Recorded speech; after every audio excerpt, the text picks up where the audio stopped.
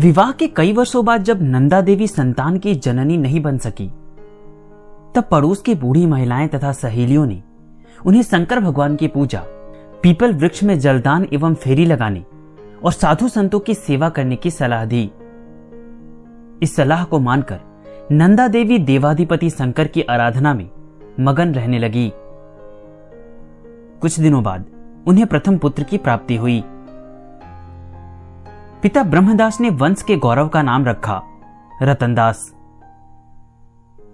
बालक पिता माता की स्नेह छाया में पलता रहा। बालक से किशोर हुआ और एक दिन लापता हो गया। एकमात्र संतान के गायब होने के कारण मां बाप बहुत परेशान हो गए। दिन रात यही चिंता उन्हें सताती रही। न जाने कहां होगा। घर में भूख लगने पर कभी भोजन नहीं मांगता था। चुपचाप सुनसान जगह में जाकर रोता रहता था।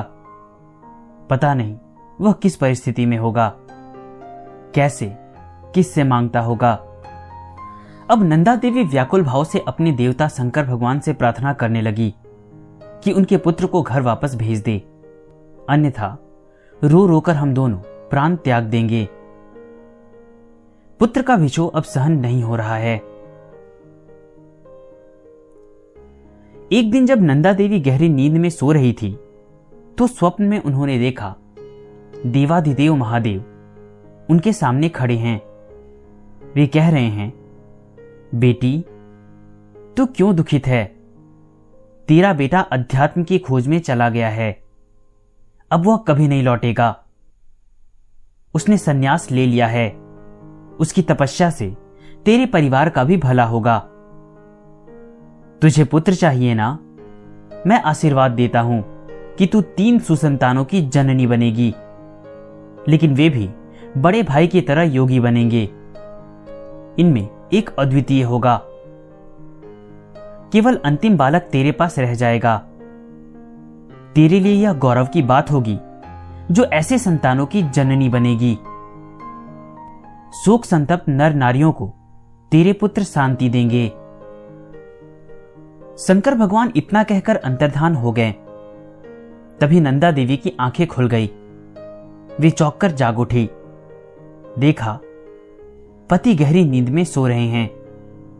बाहर भोर का पक्षी काकली कर रहा है। पति को जगाती हुई नंदा देवी ने अपने स्वप्न की कहानी सुनाई। पति ब्रह्मदास ने कहा, भोर का सपना सच होता है। शायद हम ऐसे पुत्रों के मां बाप बने। तुम अपना पूजा पाठ जारी रखना। दिन गुजरते गए। कुछ दिनों के बाद घर में दूसरे पुत्र ने जन्म लिया।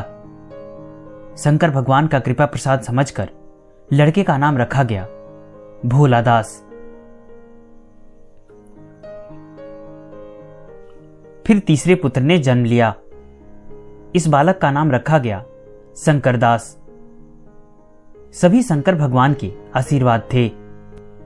भोलादास का नियमानुसार उपनयन संस्कार हुआ। सारस्वत ब्राह्मण परिवार का आवास है। आगे चलकर बालक यजमानों के यहां जाएगा। लेकिन उपनयन होने के कुछ दिनों बाद यह बालक भी अपने बड़े भाई की तरह एक रात को गायब हो गया। काफी खोज की गई पर कहीं पता नहीं चला। घर में उदासी का दौर चलता रहा।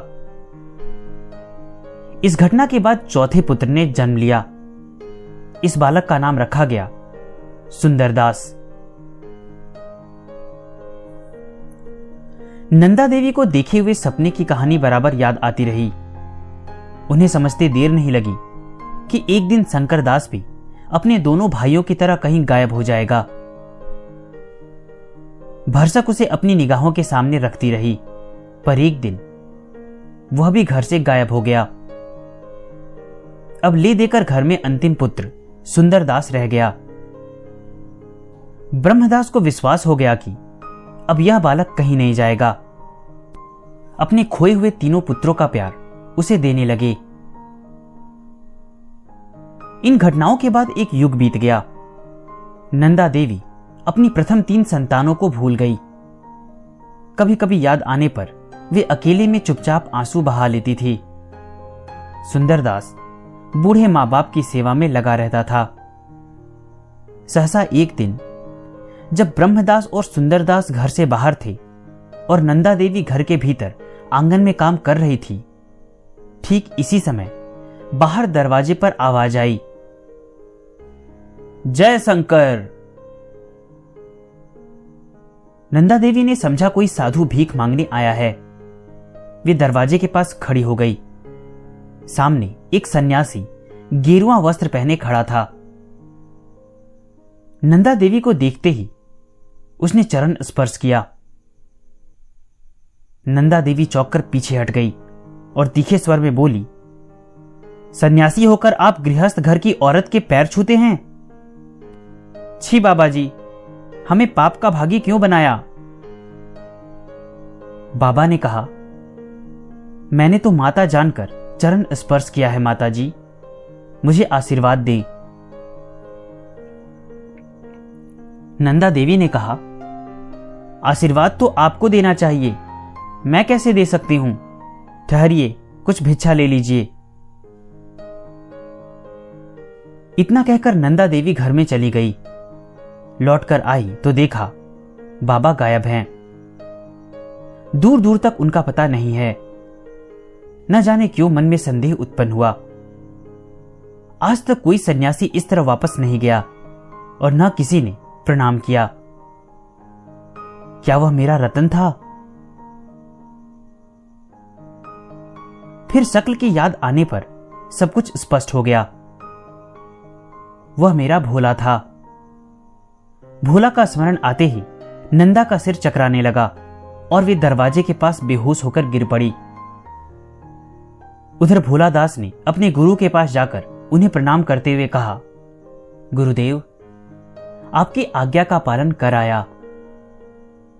गुरुदेव ने पूछा, मां या अन्य किसी ने तुम्हें पहचाना तो नहीं? जी नहीं। गुरु गुलाब गिरी ने कहा, नारायण गिरी? भोला दास का सन्यासी नाम नारायण गिरी था। अब तुम पहले की तरह आश्रम की देखभाल करो, समय आने पर आगे का कार्यक्रम बताऊंगा। जो आज्ञा। कहने के पश्चात नारायण गिरी आश्रम के कार्यों में लग गए। आश्रम में 1400 गायें, 500 भैंसें तथा काफी जमीन थी। सभी शिष्यों को गाय भैंस चराना, उन्हें सानी पानी देना, जंगल से लकड़ी काटना, खेत जोतना, बोना तथा अन्य बहुत सा गृहस्थी का कार्य करना पड़ता। इसमें जरा सी भी चूक होने पर गुलाबगिरी क्षमा नहीं करते थे। डांटना, मारना, गाली देना आम बात थी। प्राचीन काल से लेकर अब तक शिष्यों को साधना के क्षेत्र में योग्य बनाने के लिए गुरु लोग हर तरह की सेवाएं लेते थे। जो सहज ही सिद्धि पाना चाहते थे वे भाग जाते थे या सर्वज्ञाता गुरु उन्हें वापस भेज देते थे। मैंने स्वयं अपनी आंखों से देखा और सुना है। आज भी मध्य प्रदेश तथा उत्तर प्रदेश के अनेक साधु अपने शिष्यों से आश्रम के लिए कठोर से कठोर कार्य कराते हैं ताकि उनके अंतर की सारी वासनाएं और कामनाएं निर्मूल हो जाए। खेती करना, ढोर चराना, नदी से पानी लाना, भोजन बनाना, जंगल से लकड़ी लाना, गृहस्थों के यहां भीख मांगना आदि कार्य करने के बाद भजन पूजन कराते हैं। विश्राम के लिए कम समय देते हैं। जब इन कार्यों में जरा भी त्रुटि होती है तब गुरु आपे से बाहर हो जाते हैं। उस वक्त गुरु के क्रोध का शिकार होना पड़ता है। अगर गुरु के क्रोध को शिष्य नहीं पचा पाता तो वह अच्छा साधक नहीं बन पाता। जिस प्रकार बांस को तेल पिलाकर क्रमशः पोख्ता किया जाता है, उसी प्रकार शिष्य को सीढ़ी दर सीढ़ी साधना के पथ पर अग्रसर किया जाता है। नारायण गिरी, जो आगे चलकर अपने पितृ प्रदत्त नाम भोलादास के बदले भोलानंद गिरी के नाम से प्रसिद्ध हुए, को इन सभी परीक्षाओं में उत्तीर्ण होना पड़ा था। भोर में 3 बजे उठकर वे साधना करते, एक मन दूध मथकर मक्खन निकालते, उन्हें शिव मंदिर की पूजा, आश्रम में आने वाले अतिथियों के भोजन का प्रबंध और फिर रात को आरती पूजा भजन करना पड़ता था। ऊपर से गुरुजी के कटु वाक्यों को प्रसन्न चित्त से हजम करना पड़ता था। एक बार किसी गलती पर गुलाबगिरी महाराज ने बिगड़कर कहा, निकल जा मेरे आश्रम से, केवल कौपीन पहनकर निकल जा, आज से तेरा यहां से कोई मतलब नहीं। गुरु की आज्ञा मानकर भोलानंद जी अपने गुरु की कुटिया से बाहर एक पेड़ के नीचे खड़े हो गए। सर्दी की रात, बदन पर केवल कौपीन, ठंडी हवा तीर की तरह बदन से चुभती रही।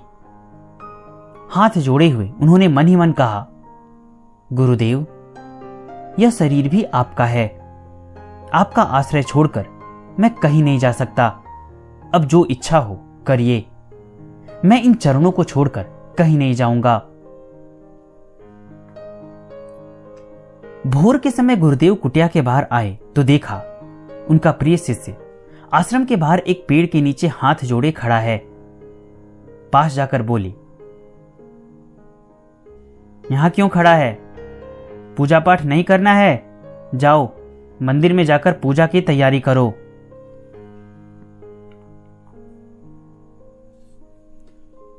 भोलानंद जी अपने गुरुदेव के स्वभाव को अच्छी तरह जानते थे, इसलिए उन्हें प्रणाम कर चुपचाप आश्रम के भीतर चले गए।